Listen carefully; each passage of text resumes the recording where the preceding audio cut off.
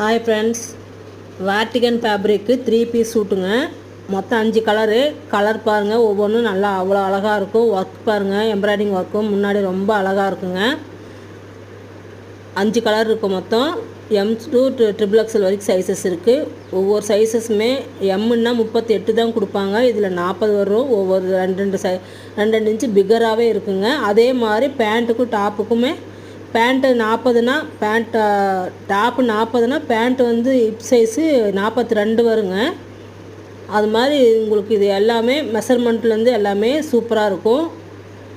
நான் 5 கலருமே ரொம்ப சூப்பராக இருக்கும். 5 டிசைன் நல்லாயிருக்குங்க.